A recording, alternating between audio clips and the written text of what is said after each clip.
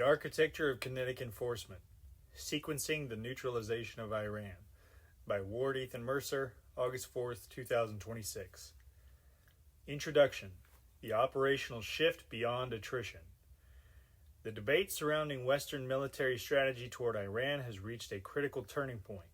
Months of calibrated tit-for-tat exchanges, temporary ceasefire windows, and low-intensity maritime friction have demonstrated a clear lesson. Traditional diplomatic containment and piecemeal deterrence are no longer viable operational options. When diplomatic off-ramps are repeatedly exploited as tactical rearming buffers, the objective of military power must fundamentally evolve. Rather than engaging in an exhausting months-long war of attrition in the Strait of Hormuz, a scenario that threatens global shipping and energy markets, planners are aligning around a streamlined, high-intensity doctrine designed to force rapid compliance. That doctrine relies on a rigid, two-step kinetic sequence followed by an immediate political transition. Suppress offensive capacity, freeze the energy engine, and hand governance to localized, non-hardline civil authorities. By executing this specific sequence, Washington and its coalition partners can achieve total strategic leverage while avoiding the ground occupation quicksand of the early 2000s nation building. Step 1. High-intensity offensive suppression, the 10 to 14-day window. The initial phase of any decisive campaign relies on absolute counterforce dominance. Rather than a drawn-out air war, U.S. Central Command operational planning, led by Admiral Brad Cooper, has outlined a concentrated 10 to 14-day high-intensity strike model. Phase 1, suppression, days 1 through 14. Target, IRGC command nodes, ballistic launchers, coastal radars. The means would be high-altitude B-2 and F-35 standoff strikes and naval cruise missiles. The objective: eliminate long-range and maritime offensive threat. 1. Stripping the ballistic and drone inventory. The primary goal of the 2-week suppression plan is to dismantle the Islamic Revolutionary Guard Corps missile and unmanned aerial vehicle launch infrastructure.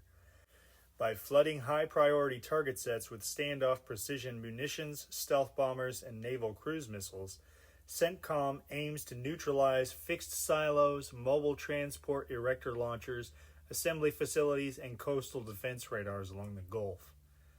2. Blind and decapitate.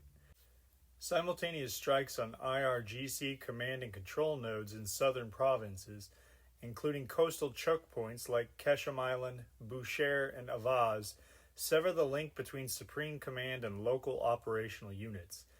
Stripping the IRGC of its long-range eyes and ears prevents coordinated retaliatory salvos against regional allies or commercial shipping lanes. 3. Step 2. Freezing the military supply chain, grid and energy shutdown. Once offensive standoff capabilities are suppressed, the operational sequence immediately transitions from military target sets to the underlying industrial infrastructure that feeds rearmament. Phase 2. Infrastructure freeze. Target, power plants, electrical grids, refineries, fuel reserves.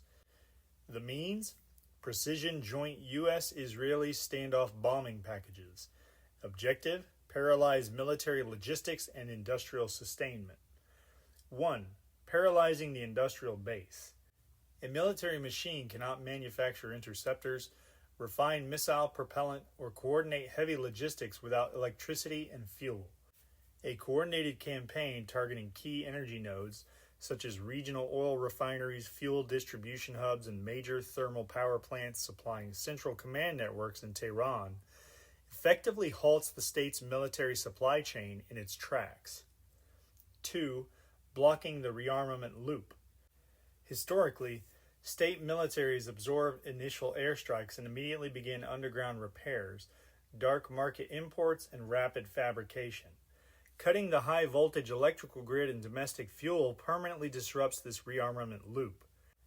Without operational power or refined fuel, underground missile workshops, military communication relays, and transport convoys are physically frozen. Step 3. Transitioning to a lean, localized administration. The most vital component of this doctrine is what happens after the Kinetic campaign ends.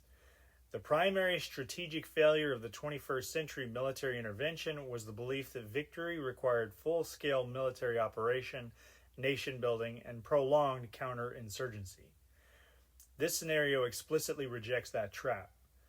Dual traps to avoid and strategic solution. 1. Avoiding the ground occupation trap. An 85 million person country with mountainous topography cannot be governed by foreign boots on the ground without triggering a decades-long insurgency. By limiting kinetic action strictly to standoff suppression and grid paralysis, the coalition leaves the domestic civilian infrastructure largely intact while completely gutting the IRGC's enforcement apparatus. 2. Facilitating a localized civilian corps.